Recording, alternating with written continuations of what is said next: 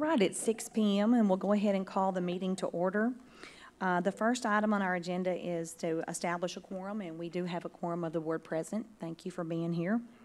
The second item would be to canvass the election results from the May 6, 2023 election. I have the ballots here before me, and the official vote for place 6 was Jerry Don Henderson with 1,268 votes, and for place 7 was Lisa with 1,353 votes, and Dick Hayen with 1,857 votes. I need a motion.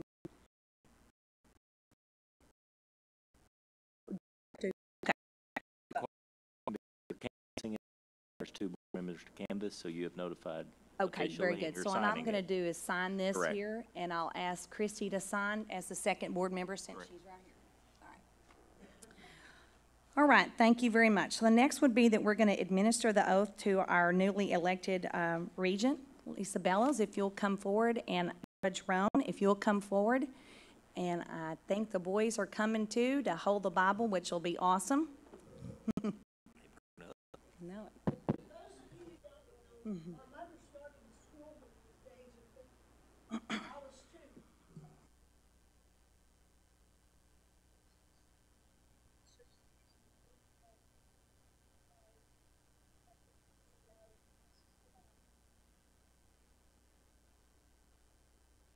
And just so you'll know, I also went to Cook County Junior College. Took me 2.5 years, but the teachers finally decided that they needed to move me on rather than risk having me back anymore. So that's how I finished 64 to 67.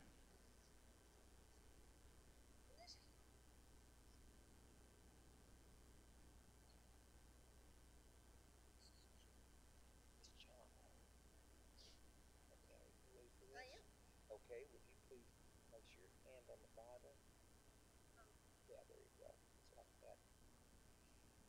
And just repeat after me, if you would, please. I, Lisa Bellows, do solemnly swear that I will faithfully execute the duties of the office of NCTC Board of Regents of the state of Texas, and will, to the best of my ability, preserve, protect, and defend the Constitution and laws of the United States and of this state. So help me God.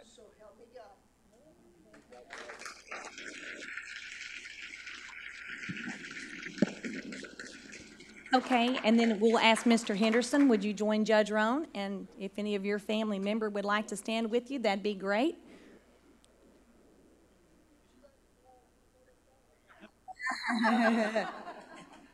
Jerry says, I'll never turn down a Bible, right?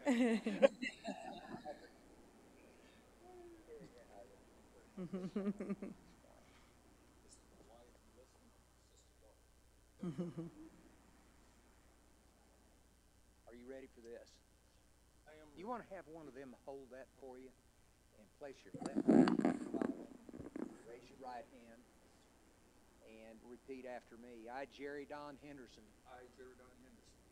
do solemnly swear that I will faithfully execute the duties of the office of NCTC Board of Regents of this state, the state of Texas, and will, to the best of my ability, preserve, protect, and defend the Constitution and laws of the United States and of this state. So help me God.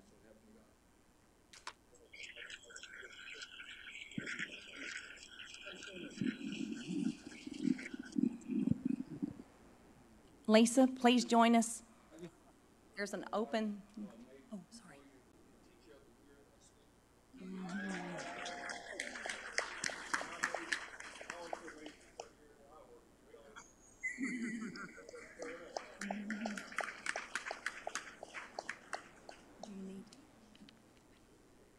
Do what? You want to get a picture? Okay. All right, where is she? Ask her if she wants one of the group. Thank you, Judge Roan. Do you need a picture for the paper? Hold on. Okay, Jerry.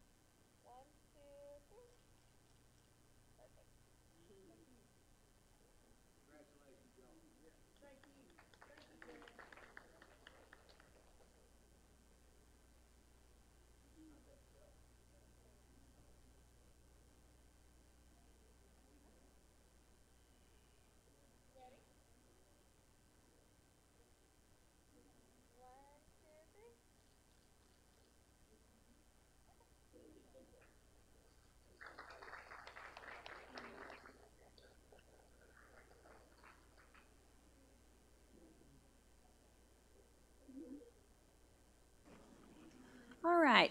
Well, the next item on our agenda is some opening remarks that I'd like to make. I'd like to take a moment of personal liberty to express the board's sincere appreciation to Mr. Dick Hayen for his years of service to the college. Mr. Hayen was first elected to the board in 2010, and he served not only as the member of the board, but as the vice president for many years. He also has served on the NCTC Foundation Board and was very active in the state of work for community colleges. He was instrumental in working with the board committees on the building and technology, and was a member of the executive committee. We'll be presenting Mr. Hayen with a token of our appreciation personally, but wanted to publicly say how much we appreciated his years of service.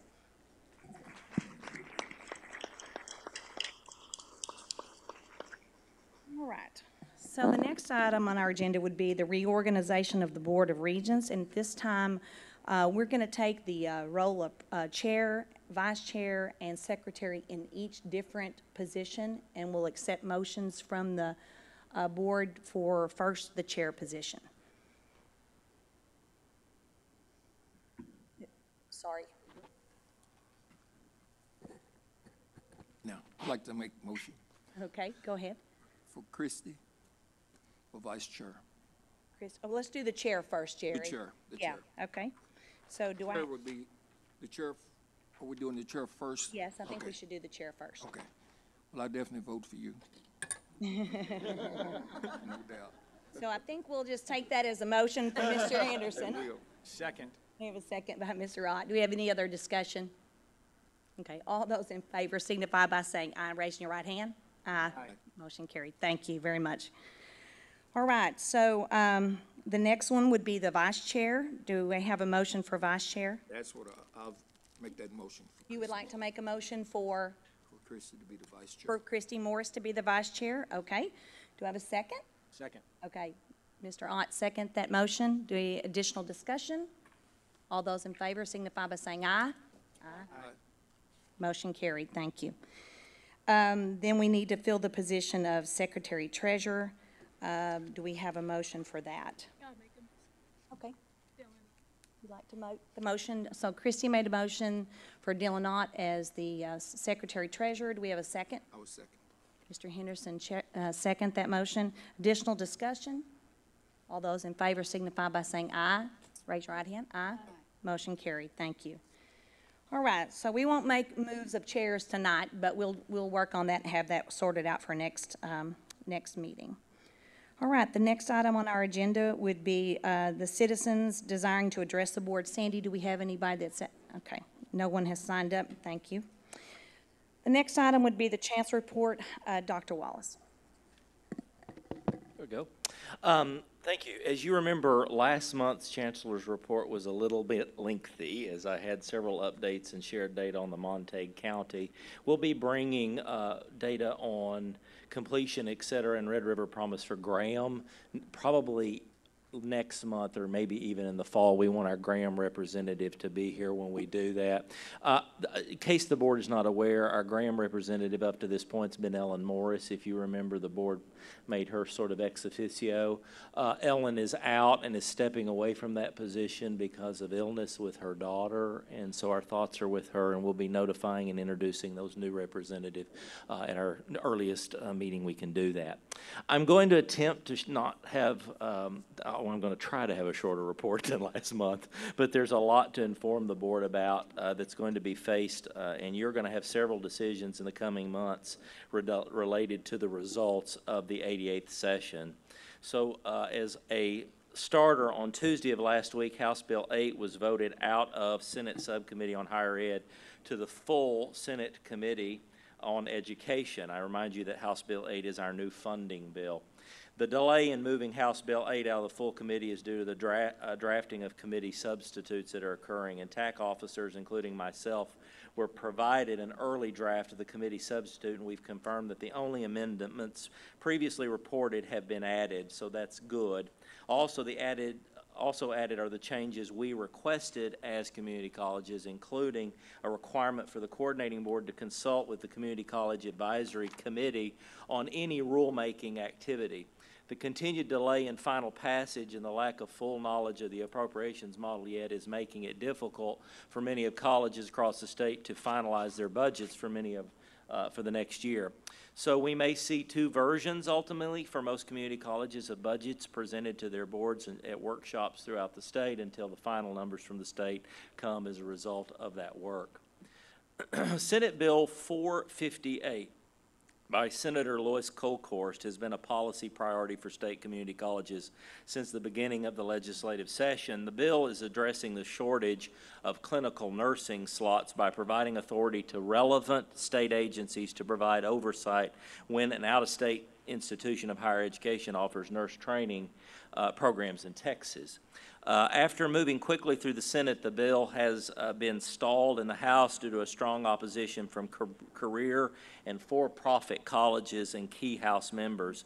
It was scheduled for a hearing today in the House Higher Education Committee, but I don't have word as of yet that final result. I was asked over the weekend to come to Austin today and said, well, that's going to be difficult. And so due to this meeting, I felt that I would provide written testimony instead, which I did. Senate Bill 1814 by Senator Bittencourt is something that I have not addressed the board with because it wasn't really coming to our attention until recently. It would address political subdivisions, including community colleges, districts setting tax rates. Primarily, it focuses on specific measures of transparency for rate increase and how those are communicated to the public. However, it also contains language that would redefine how the voter approval tax rate is calculated by including the minimal debt payment. The effect would be that it would make it more difficult for political subdivisions to pay debt services ahead of schedule. It would, despite the fact that paying off debt honestly ahead of schedules often results in substantial savings over time for not only the taxpayer but the colleges or the political subdivision. While Senate Bill 1814 is being heard today in the House Ways and Means Committee, we've learned that there should be a committee substitute that may strike the provisions related to minimal debt payments and would effectively make the bill simply focused on transparency elements, which we're not opposed to. So more to come on that. Senate Bill 17 related to DEI programs had a hearing last Monday, May 8th, that stretched into the early morning of May 9th. The hearing was a committee substitute that had some substantial changes from the version that came over from the Senate. The committee substitute adds some of the languages from Senate Bill 16 we've discussed previously, though watered down to just include a requirement that higher education institutions must be committed to intellectual inquiry. The language regarding compelled beliefs has been removed, if you remember that. Also removed is the language requiring a CEO search committee to be comprised of the majority of a governing board. The revised House committee substitute modifies the definition of DEI and removes the Attorney General's oversight and allows institutions' general counsel to weigh in when it is necessary. The substitute redefines prohibited DEI trainings that advocate for and give preference to treatment on the basis of race, sex, color, ethnicity, or gender identity orientation. The committee substitute also allows for a DE office or program to comply with grants and contracts from federal government, private entities, nonprofit organizations, or accreditation agencies. Finally, the committee substitute removes the regular review of DEI policies by a state auditor, as well as the ability for individuals to bring a cause of action against an institution for violating provisions of the bill. The bill still requires an annual report to the coordinating board certifying compliance in the previous year with the statute before spending state funds, but there is no longer a financial penalty specified. If you remember before, there was a penalty of any kind of conversation regarding those would strip you of state funds. Friday afternoon, Senate Bill 17 was voted out of the House Higher Education Committee on a vote of 6-5. With additional change to add the exemptions for grants and contracts from private entities or nonprofit organizations. Currently, the TSTC expansion bills continue to have momentum as they have been merged into one expansion bill. The practical effect of these bills are what currently has us still concerned. If they're passed and signed into law, we're concerned that we will be prohibited in the future from seeking to expand the respective counties that already exist in our service area. While counties and school districts and colleges service areas are generally free to petition for either annexation or branch maintenance, in 1999, Section 130.063D Texas Education Code was added to prohibit the annexation by a junior college of territory that includes a TSTC campus within that county. In 2013, Section 130.063E was amended for Ranger College to exempt Brown County from annexation restrictions. We're respectfully requesting that if the expansion bills must go forward, that Section 130.063E be amended to allow the colleges in the bill to retain our authority to annex or branch maintenance, even if a TSTC campus is established in those counties. More to come as final days of the session approach on those bills. So there's our legislative. On more enjoyable notes, on May 14th, the TRIO Student Support Services and Talent Search Programs of NCTC celebrated the graduation class of 2023 in an awards banquet hosted at the Louisville Independent School District's Technology Exploration and Career Center West. Students from both programs were honored for their academic achievements and recognized for their acceptances to colleges, technical schools, and universities across the United States and even overseas. Former TRIO SSS participants and NCTC alumni were honored as TRIO achievers for their academic and professional accomplishments and shared their stories of how TRIO helped guide them along their educational journeys. We're so proud of their work and offer them our congratulations. The North Central Texas College Department of Music held a spring concert on Thursday, May 4th, the same night as TRIO. We wish we could be everywhere.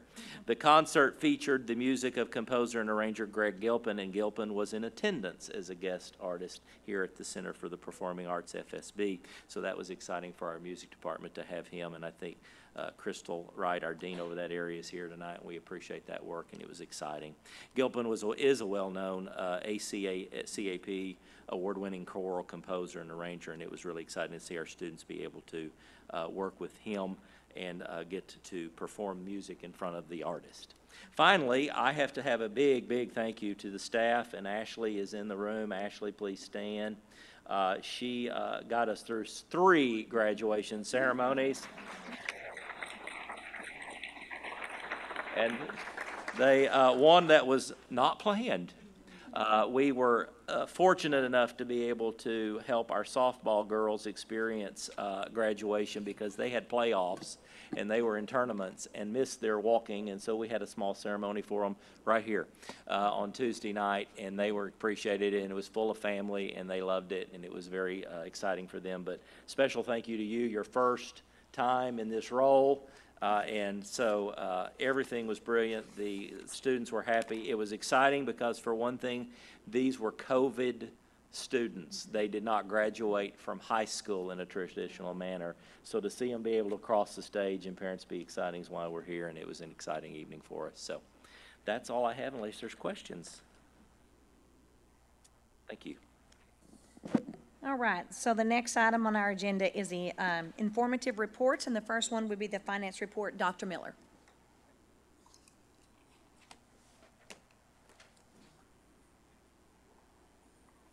Usually no questions, and we don't take that long, and I don't want to take a lot of time tonight, but I thought it might be a good opportunity to maybe go through these statements a little closer. We have a new member of the board tonight, and so she may have questions. Any of you may have questions.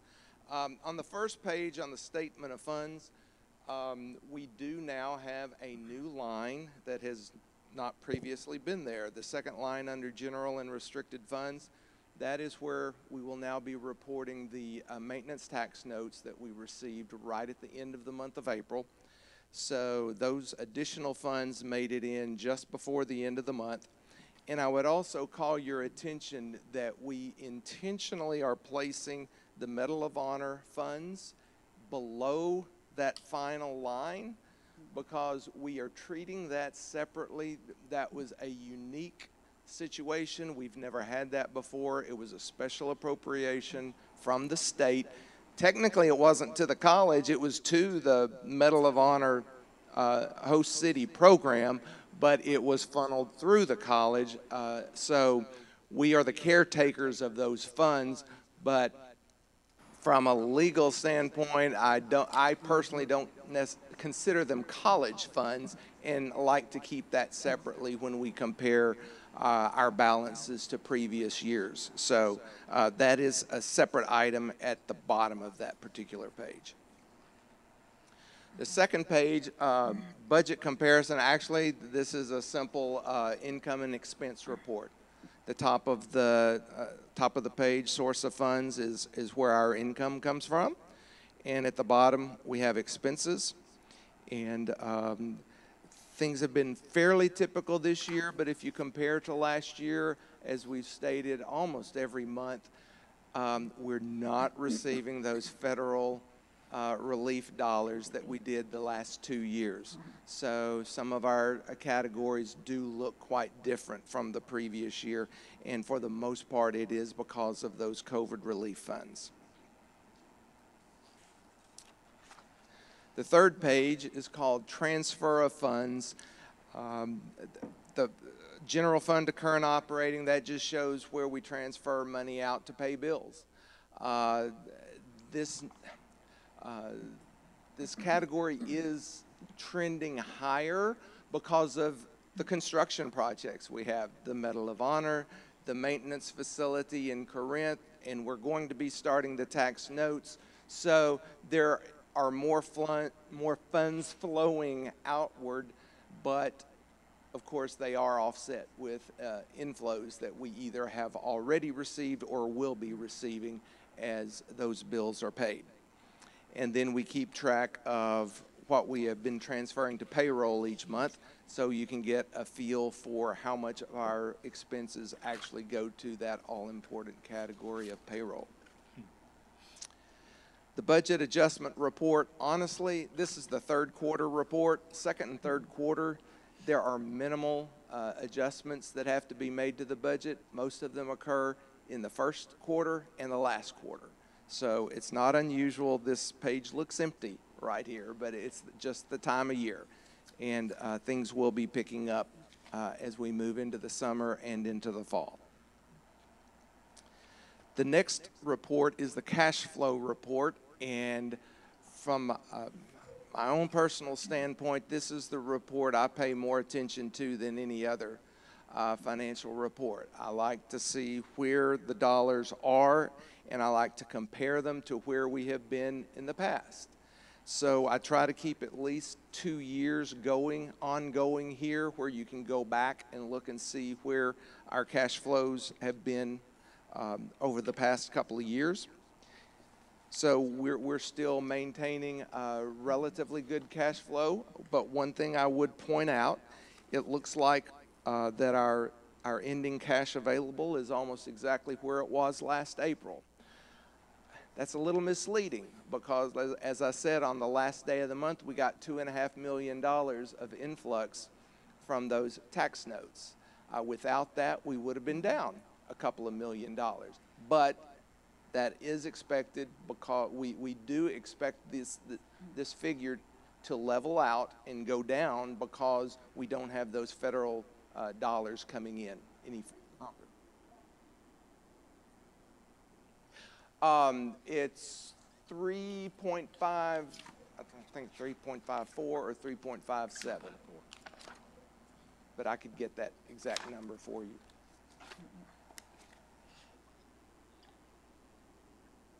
It's 10 years, but they can be prepaid unless the this state thing changes the changes. law. That's right. Yeah. That's right. Well, in the legislation right now, I don't have clarification if it will include the note or if it only will include general or obligated bonds. So that it may be that you could still pay off a maintenance note, because note and bond in this language is differentiated. So we'll find that out as it progresses, hopefully exempted from all of it, but we'll find out. Well, that's, yeah. No, No penalty. no, there's not. Next, we have the investment report, and this is a monthly report. We have our formal quarterly report that has to be filed and is posted on the website, but we keep this up every month. And again, there's a new line under cash and investment pools because we do have that tax note account now. You'll also see the Medal of Honor there. It is part of our investment pool dollars there with text pool. So it is included on this report. So if you ever wonder why there's a mismatch between the cash flow and what you see on this investment report, we are holding those dollars in college account at text pool. It's italicized there just to show you it is different, but that's going to result in a different balance at the end of this report as opposed to that other report I showed you earlier. And then there's finally graphical representation of this investment report. If you like nice, pretty colored charts as opposed to boring numbers. Any other questions? Okay. Thank you very much for your All right, report. thank you. The next report would be from the Pathways and Block Scheduling Report from Dr. King and Dean Flushy. Thank you. Thank you, Madam Chairman. It's always nice to talk about something that's important but not exciting. I'd like to say, and I know Dean Flushy has a presentation to go over tonight, but I've been working on schedules for 27 years, and they're far more complicated today than they've ever been. Our students are more complicated today, but one particular issue that we always consider is we think about the schedule as a whole year. And we really focus on looking toward program completion. It's not just that one particular semester that we look at. We try to design it where students have the best opportunity to be successful. And you've heard this said in this room many, many times. We do everything we can to reduce and eliminate barriers for students. And if there's a potential scheduling conflict for students, we do what we can to eliminate that where students can take as many classes as possible, or as many as they want. All of you know, I believe, we have quite a few part-time students here, and we've watched over the last couple of semesters students taking more hours per semester. So I think our pathways design that Dean Flushy, our pathways design of scheduling that Dean Flushy will talk about in just a moment, will show you that students are able to get in more courses per semester. As I mentioned a few moments ago, I've done this a long time, and there really is no perfect schedule. We like to talk about designing a great schedule, but we know that there are always going to be conflicts. Our students today have very busy lives. Many of them have family responsibilities, working responsibilities, maybe even 2 jobs. They have other obligations. The role of the student may be second or third in their life plan. So we really do a number of different types of scheduled delivery to try to meet students where they are, because there's not, you know, in my time when I was going through, you pretty much you were a daytime student and you took the classes when they were available. That's not where we are today in our design. I would like to say that while I'm speaking about the schedule, and Dean Flushy will in just a second, I would say that scheduling is a collaborative project at this college. We work closely, instruction works closely with Melinda's team, with advising, and we also work closely with institutional research to really look at the data. What should we be offering as far as courses to help students get the very best course schedule that they can? I will tell you, this is something you know, but after COVID, everything shifted. And I'm really proud of the instructional team. Our instructional deans and our chairs meet periodically. They look at the schedule very closely. They try to design where there is going to be a reasonably smooth pathway, and that's something, a word that will be repeated many times, I'm sure, tonight. And while we will build a preliminary schedule, we're never really set on what it is. We make modifications, and as we get closer to the beginning of the semester, and this is something I'm really proud, we've used a wait list system where when we see a class fill up, we will look at offering another class, open it up so we can capture that enrollment. I know when I was a student and a class would fill up, it's very frustrating because you feel like I can't get the schedule that I need. So we make those last minute modifications to do what we can to offer the very best option of courses for students. We've had some enrollment trends that I think are unique. Online, as you can imagine, is more popular today. Hybrid as well, where it's partially online, partially face-to-face.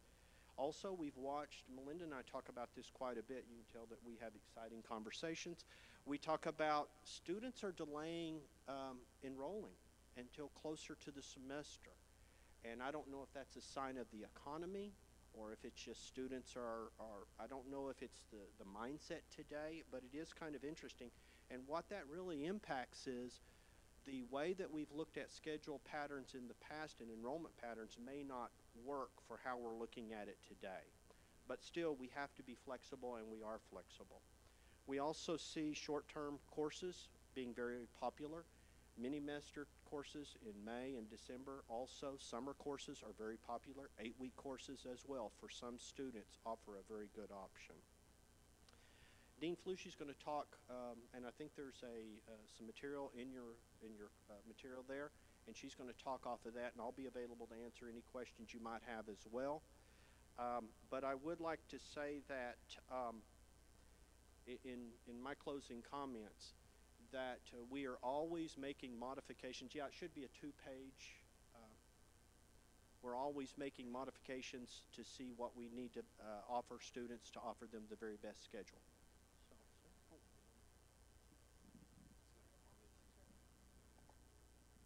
Thank you and good evening. So both Student Services and Instruction have always had the mission to assist students in creating a schedule that best fits their needs, both efficiently and effectively. We also know that students, as Dr. King has already mentioned, are as varied as the Texas weather. And creating a schedule that meets every need is impossible. But nonetheless, whether it's holistic coaching and advising or creating hybrid courses, we continue to strive to meet the majority of those needs. Over the last couple of months, the instructional deans have worked on creating course blocks that are easy to follow and conducive to the varying student. These course blocks fostered a learning environment similar to a cohort or a learning community. This allows for students to build connections which support successful completion, being part of a group. We took careful consideration to offer blocks based on guided pathways of instruction. And fall is traditionally the start of a program, so consequently we made sure that our fall schedule hit the first and then the third semesters for those guided pathways per campus on the schedule. Sorry. Many times, advising can weigh in on this. A student may come in and desire to only come to campus 1 or 2 days. I want to come Monday or I want to come Tuesday, and I only want to come for 2 hours a day. We do the best we can. But having block schedules allows students to be able to choose those blocks based on their major and their desire, their needs. We decided that sticking to a morning and a mid-afternoon and an evening block would afford us the opportunity to juggle room availability as well as faculty availability. Collaboratively, the deans also made sure that we did not offer a pathway at the same time on every campus. So if a student has the ability to choose, they may be able to go to Corinth in the morning, or they can't go in the morning so they could go to Denton or Flower Mound, so they have an option there. Last fall, we introduced 18 course blocks. This past spring, we offered 20. And right now, for fall of 2023, we have 52 course blocks ready to go. But that's listed on your handout. Since that has been made, we've added several of those, so the 52 is much larger than the handout that you have there. But the back of the handout shows an example of the Gen A degree plan. It's a pathway offered at different times and on different campuses. So working together, instruction, advising, and marketing are creating ways for students to easily choose these blocks. Whether it's through my NCTC or a web page, they'll be able to see for their major what their course block for their campus would look like. We've had much success in these blocks and hope that they alleviate the stress, not only of the student, but also the faculty and divisions as a whole. So, does anybody have any questions for myself or the deans? Yes, Dr. Bellows. No, it's not a question. I was going to compliment, I'm sorry, did Dr. Bellows? Yeah.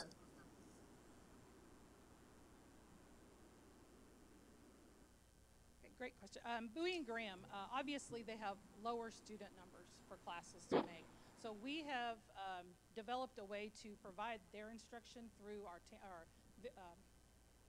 not Tanberg rooms is what we used to call them, but WebEx and things like that. So they will be able to watch an instruction going on, say our Corinth campus or our Denton campus, and come together on the Bowie campus or the Graham campus to have a traditional classroom of sorts.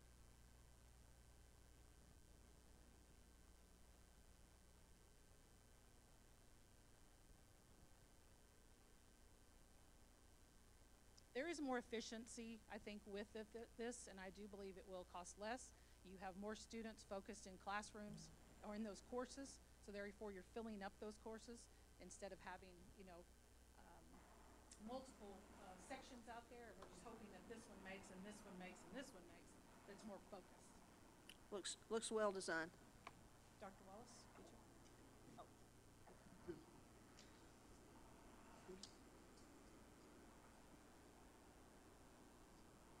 Opposed to the students that's not working?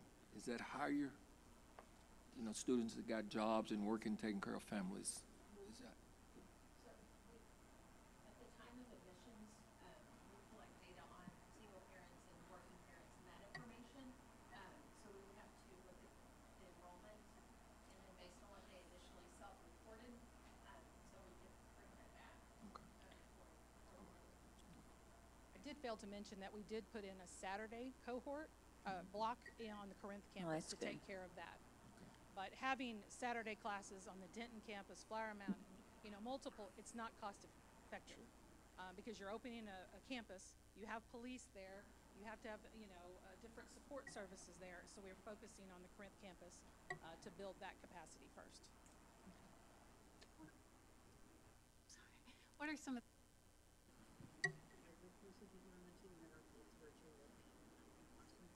I believe we had a government, had a history. We've had an English class like that. I'm not sure of speech. Math, we've done math that way, especially for those courses that are very unique in their pathway. You may only have, let's say in grammar buoy, you may only have 1 or 2 students. Well, obviously, they're never going to get that class in buoy to make. So being able to tag on to a different campus allows that student to fulfill the requirements of their pathway. Have you addressed, and maybe it's just such low enrollment now, but pre-professionals in the sciences, pre-med, pre-dent, pre-farm, is there a block that addresses those because they have to have physics and calculus and those sorts of things? Many of our pathways in we'll call them health sciences for now. I know they're professionals a little different than a traditional health science, but many of those same courses are on multiple pathways. So we have, in Gainesville, for instance, we've added a health sciences pathway. So they all require college algebra, so we make sure it's offered then. We also, if they have varying science courses that have to be offered, we make sure that we put them at a time, that they can take for varying pathways. It's a little bit altered on that block, but it seems to be working. We've brought back a couple of science courses for those purposes to some of the campuses. Other questions? Okay, well, thank you very much. Appreciate it. Thank Very good. Thank you for the report. I appreciate Sarah being the person to bring it forward because all the deans are involved and she got the Yeah. in chairs. So the Pathways work is a state initiative for board members that are maybe not aware. This is part of the Board of Trustees Institute. This is under the umbrella of the Texas Success Center. Dean Flushy's been kind of placed as our liaison to the TSC for this work, but everyone has been involved in that, so it's exciting to see how the state's moving it. One piece of data that you might find interesting is part-time students now make 78% of all community college enrollment across the state. So it is a growing trend. Okay, thank you very much. The next item on our agenda is the consent agenda items, and do we have any 1A through E that needs to be pulled off and considered independently? I have item A that I'd like to pull off and talk about that the minutes, okay? All right. So at this time, I'd take a motion, I'd accept a motion for items B through E. Okay, a motion by Erica Sullivan. Do we have a second?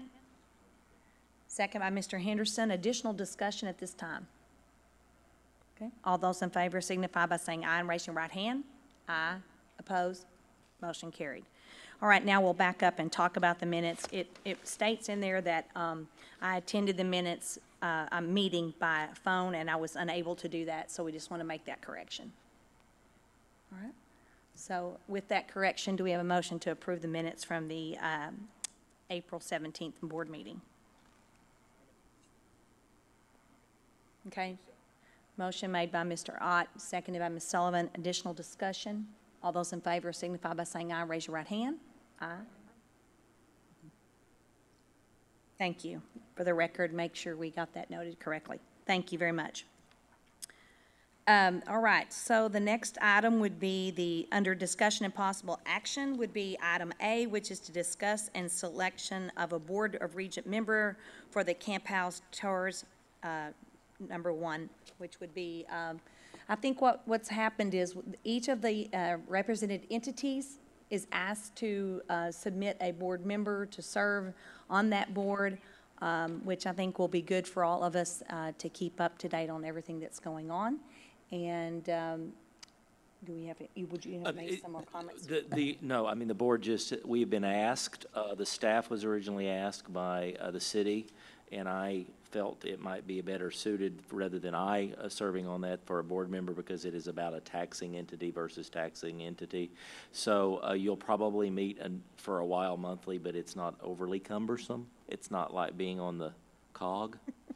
And so, the TERS you've already agreed to. Right. It is just a matter of keeping someone informed through the board. All right, so we'll need a motion for someone to serve in that capacity. Who do you want?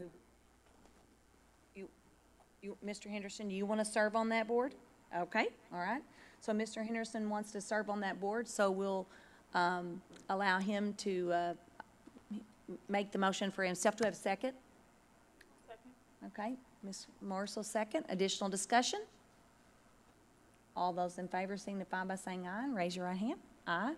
Motion carried. All right. The next item would be the discussion and consideration of committee funds for timely care. Ms. Carroll.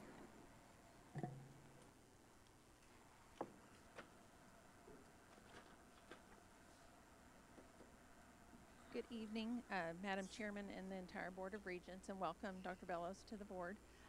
This evening, I'll provide an update about Timely Care, NCTC's telehealth service provided by Timely MD. It's a 24-hour virtual telehealth and medical wellness and mental health service to our enrolled students as well as our part-time employees at NCTC. Within your packet provided this evening, you will find data and what options are available if we choose to continue to utilize the service in the future. Timely Care has provided services to our students focusing on mental health and wellness that do also offset our support for our counseling and advising center. Currently has 2 counselors, licensed counselors.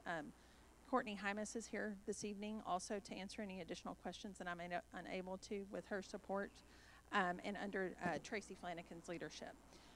As you may recall, NCTC invested in Timely Care through the utilization of HERF funds provided during COVID, and we're coming to an end of that commitment. And so the final part of your packet does include what NCTC invested in previously, and then we're looking at option 3 for future. We don't have that information. Okay. So initially, we provided, we invested per year $414,000 with a total over a 2-year period of time, $828,092 in HERF funds. Those were indirect funds that the institution chose to utilize with board support of purchasing that program for our students. And that contract comes to an end in May. And so that's why I'm bringing this information to you this evening as well. So do you have data about Timely Care in your packet as well? Okay.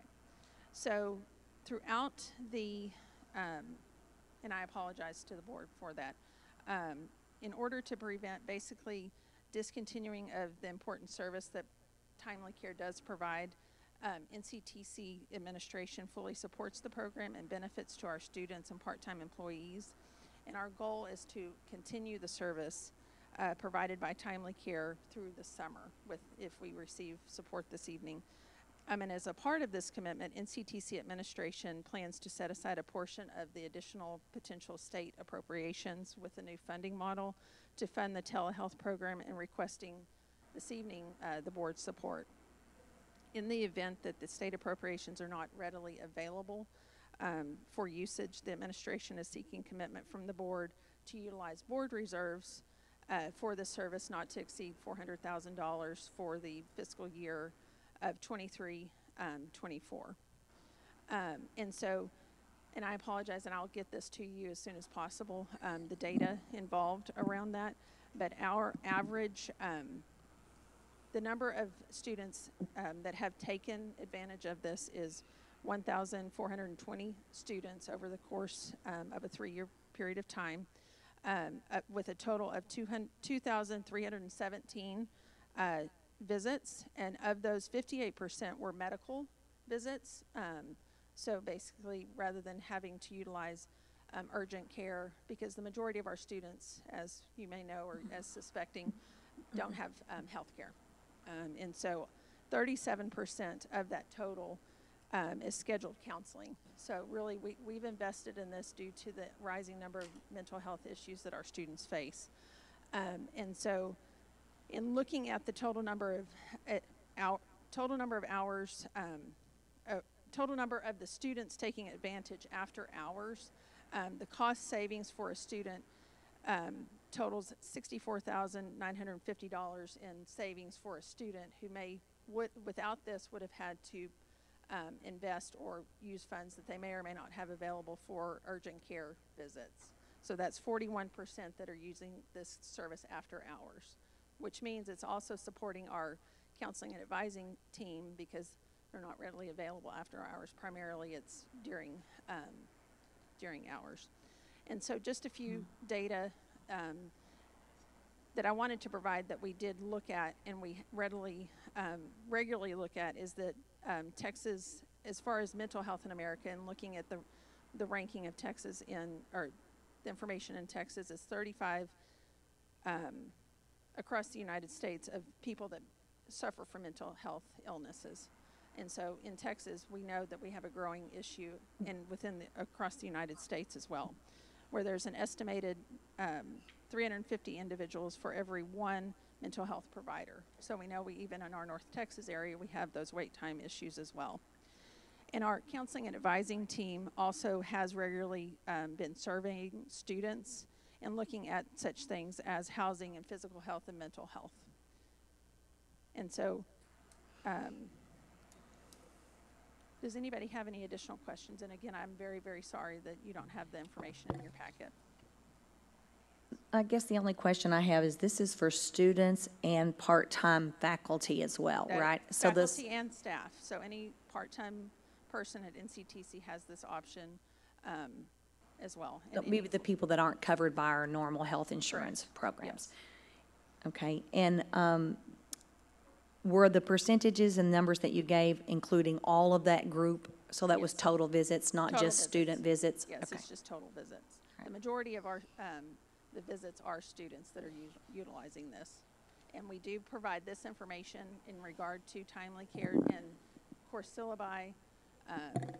Our counseling, everyone has this information and tries to at least share it with our students who may have a need. Yes.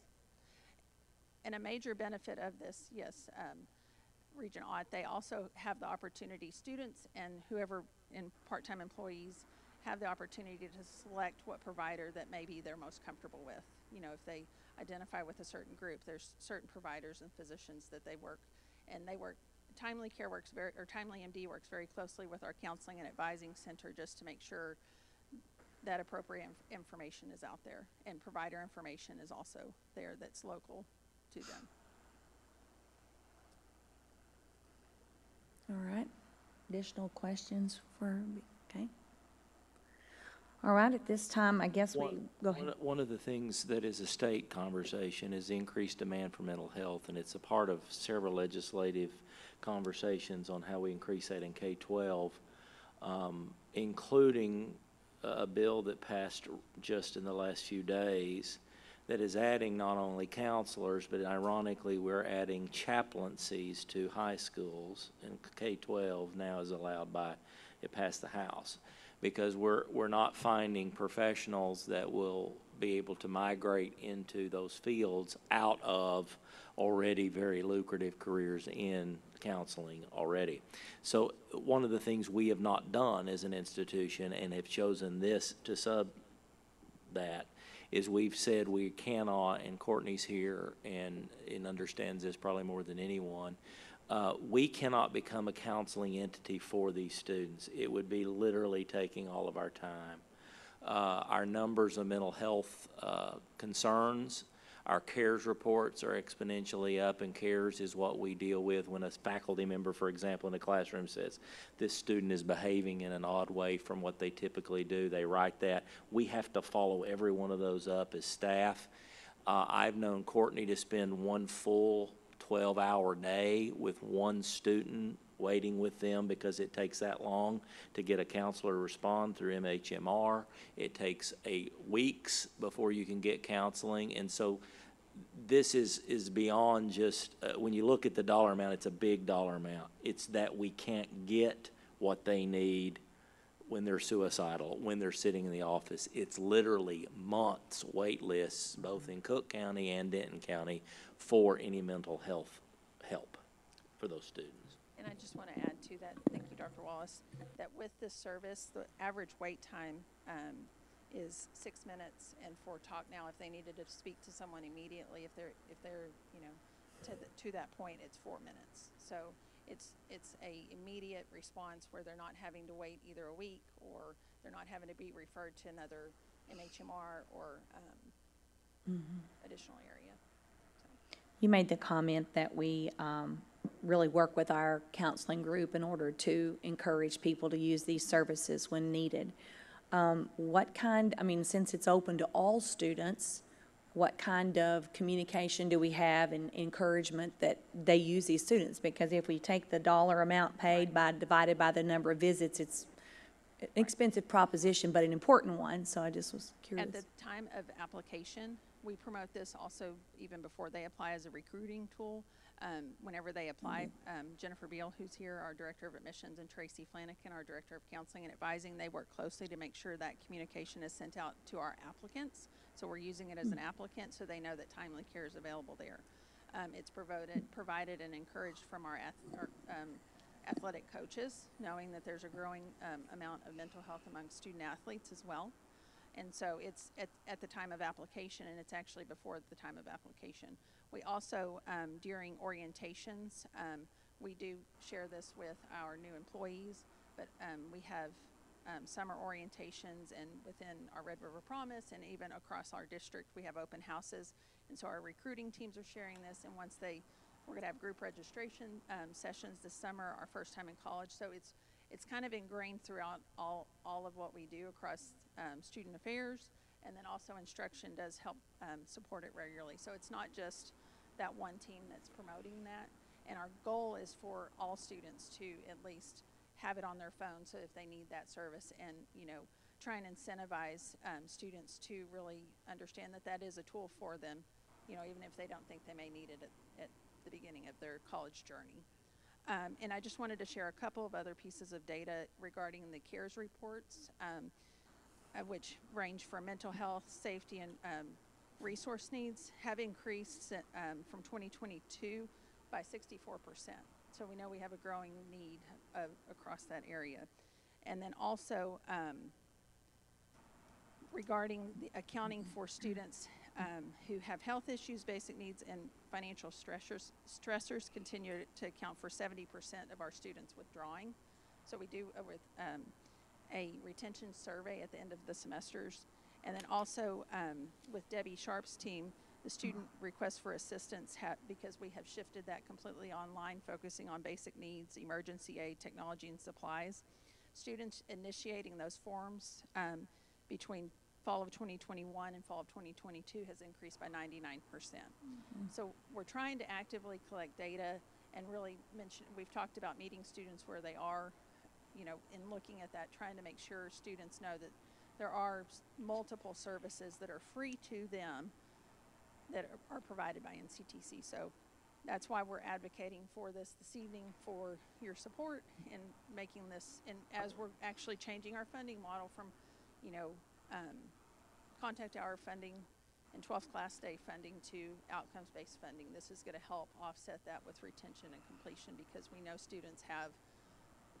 we have a variety of students, and our student at NCTC is a non-traditional student. The primary, we have dual credit students, and we have first time in college students that are right out of high school, but we know by looking at the data, many of our students are adult learners and things like that, and this is a way that we can help them as well. So thank you all, and I apologize, and I'll get this information to you guys. Thank you. One of the data points we've asked for too, Melinda brought forth, we'd like to know retention as it is reflected by services rendered. The problem we have is HIPAA restrictions.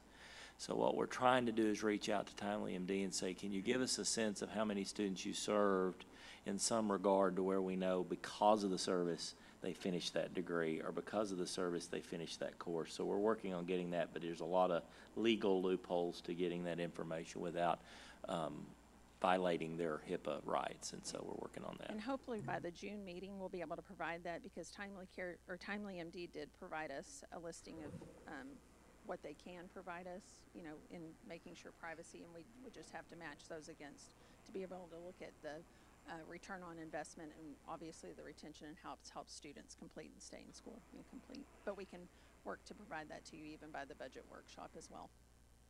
Yeah, and maybe sometime next year, we could get an update in the mid of the, Absolutely. between the semesters or something, on how the adoption is, and are we seeing that increase or not? And it was Absolutely. wonderful that we were able to do that during COVID when we had the funding, and it's something we need to decide for sure as a board if we're going to pick that up and carry it on maybe post this year and the next and so on. So keeping it top of mind might be good. And so again, the final part of the report did have 3 options. And again, this is information that I think you need to have. The option that we are looking at is a 4-year agreement, and each year it would be $331,237. So it's $331,237, but we will for sure by June provide as much additional data, and then provide a mid-year at what point you all want to receive that update of how it's really impacting our students. And we have also talked about how we can making sure we're keeping the data in Genzabar private. We do have ways to add attributes. It could be that we can add attributes to students that that way we can flag them to better track. But those are things we can look at where it's not public for everyone, but you know, a certain group of people. Yes, ma'am. Yes, it would be for 4 years. As soon as possible, because depending on the direction the board goes, what this will do, if we choose not to move forward with this, it'll discontinue students' current service During the summer. May 31st. So we'd have to do it tonight. So we either have to, okay, what were the 3 options to make sure I understand the Yes. financials, since I don't have that? Okay.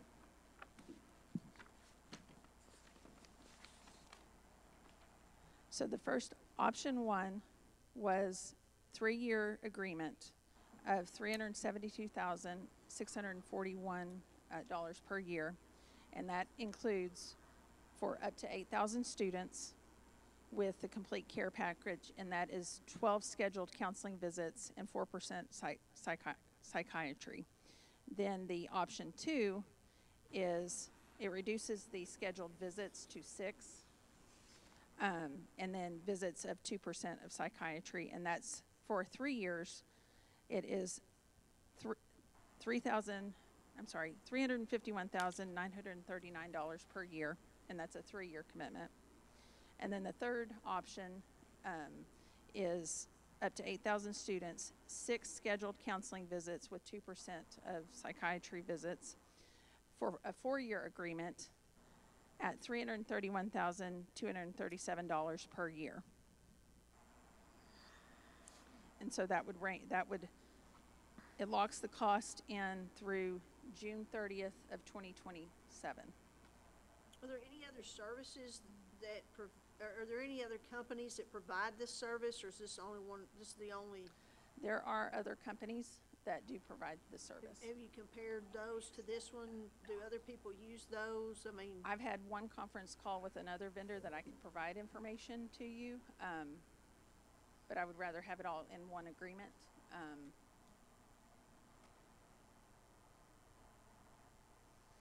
Are you asking tonight for a 3 to 4 year commitment, but a 1-year commitment from board reserves?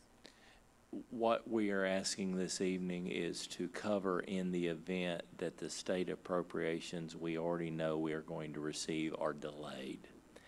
We're in a very difficult season for community colleges in the sense that we have been told and we know we're going to get, at this point, 30% more state funds in operational money. The problem is we have the window of between getting that, putting it in a budget, and now, and so I fully expect not to utilize the board reserves for this. It's a matter of if we don't commit in May to it, then there's a gap of service, which we could do. And then because we can't dedicate money we don't have. And so it's one of those things where we thought, okay, in order to mend the gap between saying we have to sign a contract, but we will have to budget for this and hopefully not take the reserve, because the new operational money should be at least $3 million additionally every year. And so it's just, we're all in a delay. We have colleges across the states that are literally having to pause their budgetary considerations totally because they don't know what they're going to get. It's a really hard season. So something else I want to can add to, table it. it really goes back to Mr. Ott's question about when we needed to decide. No payment is due until the opening of the next budget year, which means we're not going, we will, if we sign the contract to commit for whichever option we choose, the resources would open and payment would be due after September 1 of the new budget year. So, which means services will be allowed to be able to be continued. In the summer, that has been the area where we don't pay for the additional services. Students are provided that information and provided that service over the summer. And so these funds that we're requesting are for the next budget year. So this would just prevent discontinuation of services for that. Their services typically don't go through summer though, but they kind of do it. Is that what I'm hearing? They do go through summer if they were enrolled enrolled in spring and fall, and if they enrolled in summer. So Okay. they're allowed, even if they're not enrolled in those sessions, they're provided the service through the summer as well, even if they're not enrolled. And if you all are okay with it, I would like to step out and go print what I provided, so you have that this evening as well, if you all are okay with that. So, is this on? Yeah. Okay, so Dr. Wallace is indicating that since there's a lot of questions around this, we could table it and try to work on this and get it ready for the June meeting so that we have more time to review the data and. Or you can push it just later in the board meeting and let us grab that paper so you have it in front of you. Action item C and D, and then let her get her information. Okay, all right, let's do that then. So you can go print what you need and come back, and we'll move on with the agenda. Thank you. Circle back at this. Okay, thank you. Thank you, Melinda. All right, the next item would be the consideration of contract renewals for full-time faculty, 23-24. Dr. King. Thank you. Thank you, Madam Chairman. It's that time of the year where we consider full-time faculty contracts. You should see in your board packets the list of faculty that we've submitted. And these are our standard renewals that we look at each year. The administration recommends the continued contract renewal of the listed instructional contracts for the 2023-24 academic year. And I'm available to answer any questions you might have.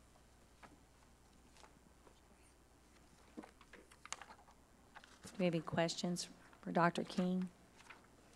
Okay. If not, then we need to entertain a motion to approve the contract renewals as presented. I so move. We have a motion by Ms. Bellows. Do we have a second? Second. Second by Mr. Ott. Additional discussion? All those in favor signify by saying aye. Raise your right hand. Aye. Opposed, motion carried. Thank you. Right, so the next item is the consideration of approving new signatures for the college checks and depository bank accounts. Dr. Miller.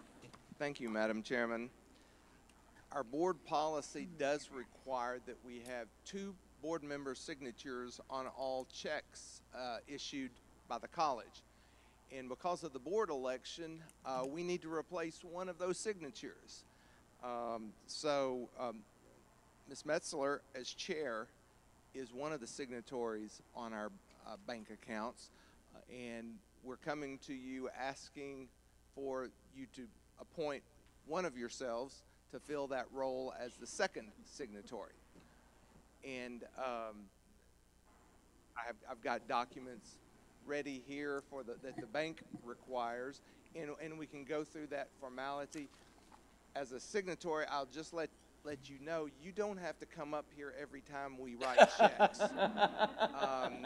We will get a computer, we'll get a digital signature, and we will, and also our checks have no signatures on them They are printed as the checks are printed. The signature goes on there. So don't worry about the time commitment. It's not tremendous. Is there anything specific about emailing a signature? Since this is through public college, you can just email it to a work account or a Gmail account, it'd be fine? No issue there? Or is it online? I think what we will do is take a piece of paper and ask you to please sign it, and then our IT guys will make it into a digital signature. Sure, but how do we have to okay each check at all? No, No, you do not. No, I'm sorry. No, you do not. Dylan's going, I don't want that job. Imagine sitting at the computer and checking Yeah, it. exactly. I was like, surely it's not that. One of the things is, it's a policy. We technically, by the bank standards and by law, don't have to have two board, you have to have one, but it's our policy, it's a local policy of the board to have two board members sign those. Other colleges, Dr. Miller and I have been a part of, it was a board chairman and either CFO or CEO or someone else, but that's our policy. And because of the nature then of the bank, we can't say, well, it's always going to be like the chair and the secretary of the chair. You have to name the physical person on the account, so. I would suggest, if it's okay with the board, I'd make the motion that we make that Dylan. He's going to serve as our secretary treasurer, so I think that would be an appropriate person for this particular motion. I would second that. So, okay, so Carla Metzler made the motion, Sandy, and Mr. Henderson seconded that motion. Additional discussion? All those in favor signify by saying aye and raise your right hand. Aye. Motion carried. Thank you. Thank you, Chairman Metzler. And while I'm here, if I can just take a moment while we're waiting on Melinda. During the time that I sat down at the desk, I wanted to now answer Ms. Bellows' question. I was able to look up on my phone and found the documentation on our tax notes in 3.57% for 10 years. Okay, thank you. That's okay. Thank you. So, who can sing? Is that what you just asked? Nobody. Alex, if you can let me log in, I can pull that up, if you'll help me get login access to the computer screen with Click Share. One of the things, I don't know what happened, it's on the one agenda and it's not on another, so it's ironic that it's here and yet it's not there. And so let me Click Share in and I can at least begin the conversation for you to see that data real quick. So we apologize somewhere in the translation. Y'all ready to move to board book? All right, if you take notice of the data ahead of you here, these were the data points she shared as far as utilization and how that worked. And so you see how many of those. These are your options she spoke to. So option one, moving to block pricing up to 8,000 students. One of the things that you'll see is a reduction of our price because they go by average FTE, so you'll see that reduced from what we originally had been paying under COVID because we didn't need that much service, and so we've seen some reduction there. I don't know if it's going to let me gingerly go down. Dr. Wallace, yes. I'm not real clear. I mean, she said that 1,420 students and then 2,317 visits. So this service provides makes allowance for 8,000 students. That's a long way. You know, we're paying for a whole lot that we're not utilizing. So explain that to me. So this particular company, the way they work is they do their contract for every college university they use based on the enrollment averages. And that's just how they charge. If they didn't, they would just simply charge a per student fee that's higher than the average 8. And so what we're trying to do is say we're trying over a period of a year, all of them have access to it, but they do. That's how this particular company charges. Yeah.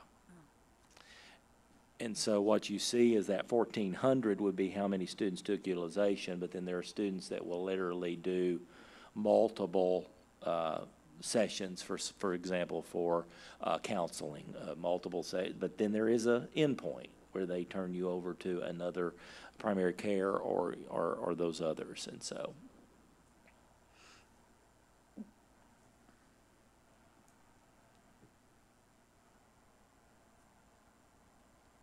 We originally select this. Service, it was the only service that was really readily available during COVID. and it was a part of the federal funds where we were encouraged to use those federal funds by the federal government to provide health care incentives. And it was something that we started because of that originally, because the federal government was very prescriptive on what you used certain funds for, and we chose to put those, into health at that point. Did we vote on this, or this was? Yes, you just fine? did. We You that's what I did. thought. So, can so you we go to can- the screen that shows Yeah. those options Yes. again? Because I was really confused This, on. this is the options slide, and so it just basically, you have three options. You can do a 3-year rotating agreement, which is a little higher point.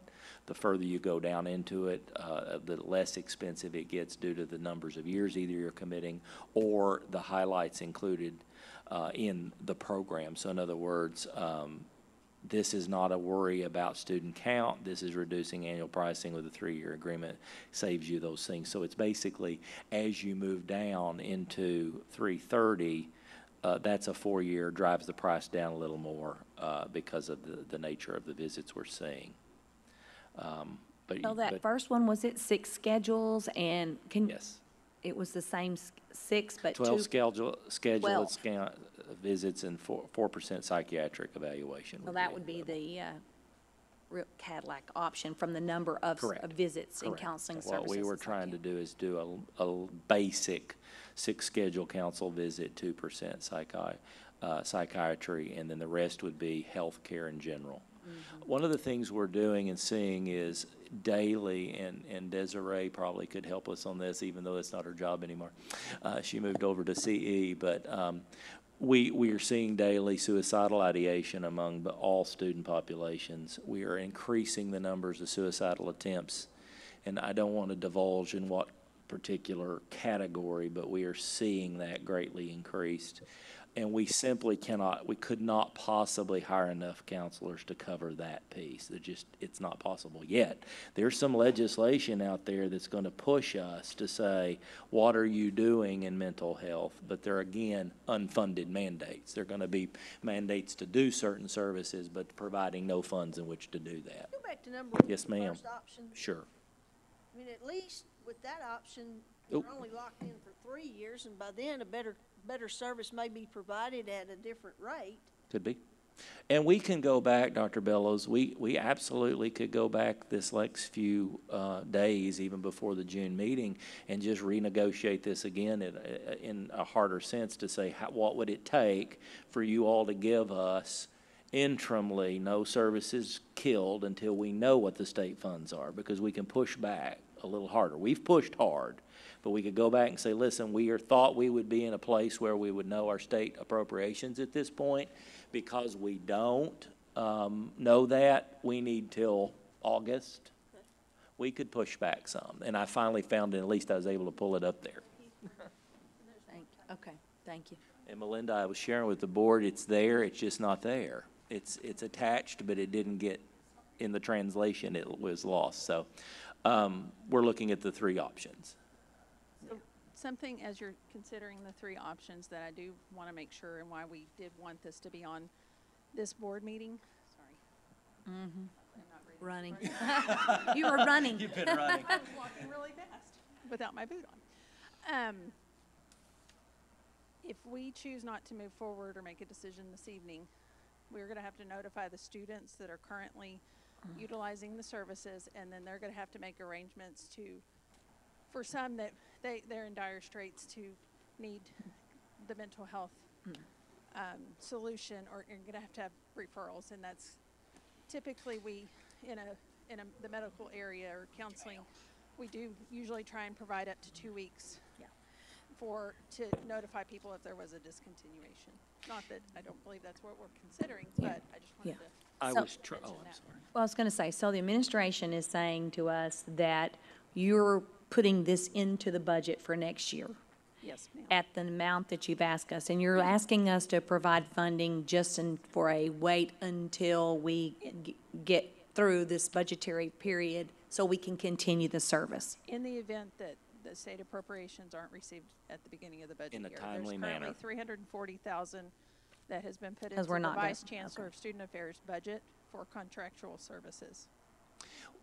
we will be, the dilemma we're in right now is all the state appropriation monies are held up until the final rulemaking committee is complete.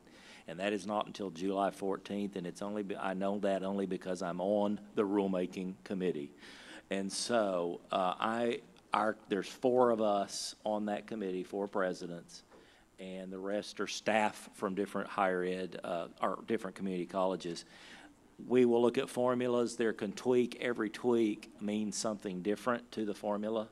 And so, And if there is a desire to tweak one of the options, Timely Care has been very responsive to requests, to meeting with us, to offering to bring and do presentations even of Chancellor's Cabinet, and I know they would be willing also to do a presentation for the Board of Regents if needed as well.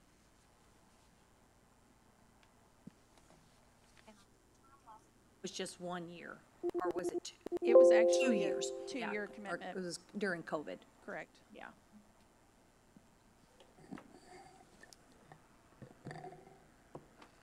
All right.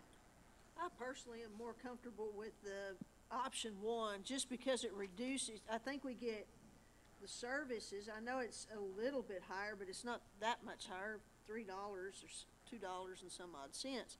But it also allows us to only have to make a commitment for 3 years. It wasn't option 2, it was 3 years. it is. Option 1 and 2 are 3 years. Fewer visits. But I But mean, if fewer someone's visits. into a dire straits need of a service, about the time they get started and then they have fewer visits, this one up here, they get, what, 14 visits under option 1? 12. 12. And under option 2, only 6. So half the visits. Half the visits, and Right. the price is about the same. And in our, I guess my question, long-term, do most of these students typically transition to some other form of care? Yes. yes, and I don't, Courtney, if you don't mind coming up and. Since she works direct, this is Courtney Courtney Hymas, Hymas. our manager over our counseling area. Good evening.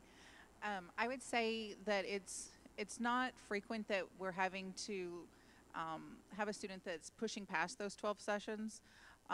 When they do hit the 12, what their options are right now is for us to find either a community referral for them, or they're looking at paying, I think it's $75 per session to continue with their Timely Care counselor. So. And how successful is your referral process? Do you have a hard time placing? Yes. So I would say probably the majority of our students don't have insurance from mental health services. So we're usually looking at sliding scale places for our students to go to. Sliding scale agencies in Denton County tend to have waiting lists. If we're looking at placing them somewhere in the community in private practice, you're probably looking at $100 plus to get them with a licensed provider. They might be able to get with an intern for $75-ish or so at some of the private practice places. So when you look at the mental health services and people that are needing mental health services, the cost of mental health services is a huge barrier. And it's going to be a huge barrier for our students. And without this, they won't be going to mental health services. So how would you feel about if these students had only 6 visits as opposed to 12 visits? What is your recommendation on that? Personally, I think the 12 gives them a better chance of working through something. I mean, if there's anyone in the room that's used our EAP services for the 6 counseling sessions, you know, you get 6 free, but then you're probably paying after that if you're trying to continue working on whatever your problem was. Thank you. Melinda, this might be a question for you, but the only difference between options 2 and 3 were option 3 locks in that rate of service for an additional year, and the rate goes down for having the extra year. Would there be an option 1A that gives you the 12 visits, but if we locked in for 4 years, what would they come down on their charge? They should come down off of that if they came down off of option 2. So is there an option for us to move to allow this to be flushed out, so to speak, and then give Dr. Wallace the authority to move forward so long as it does not exceed the most expensive, yeah. Yeah. Three, if you want to. I think that's a 350, we can good buy this solution up. to what it seems like, unless somebody else wants to make a different motion. Would you turn that into a motion, Ms. Mills? I would like to make the motion that the authority be granted to Dr. Wallace to make a decision on the timely med options presented so long as his decision does not exceed $400,000, and that there be 12 scheduled counseling visits in the option he chooses. All right, do we have a second to that motion? Second. A second by Mr. Ott. Additional discussion at this time. Is everybody clear? Everybody okay? All right. All those in favor signify by saying aye. Raise your right hand. Aye. Opposed? Motion carried. Thank you. Thank you so much. And I will guarantee that we'll bring back the definitive results of this at the June budget workshop. So, But no gap in service. no gap in service this way. That's perfect. Thank you. Okay. Thank you. Thank you. Thank you, Melinda, for hustling.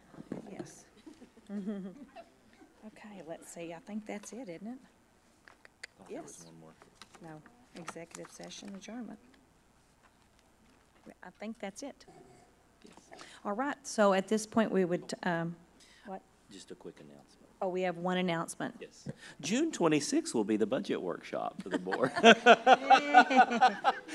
We have that tentatively to start at 5 p.m. We normally start that a little early. We are going to treat this as both, with your permission, Madam Chairman, both as a budget and a strategic planning workshop so that we can reevaluate the strategic plan for the college, reevaluate the institutional priorities that you set every year. It'll give us opportunity to go through line by line what's coming through the new state appropriation model. So the 26th, 5 o'clock, and then as soon as that is adjourned, the workshop, you would enter into your regularly scheduled board meeting. Okay. All right, so everybody, please put June 26th. At your desk this evening is a little pen that is Red River Promise pen that our, I don't know if Barbara is here, did she? There she is. We've been giving these to our partners and our superintendents, and they've been so excited about that program, so we thought you might like one. So each of you have that if you'd like it. Thank you very much. All right, I would accept a motion to adjourn. Mr. Henderson makes that motion. Thank you very much. Thank you all. Have a good evening.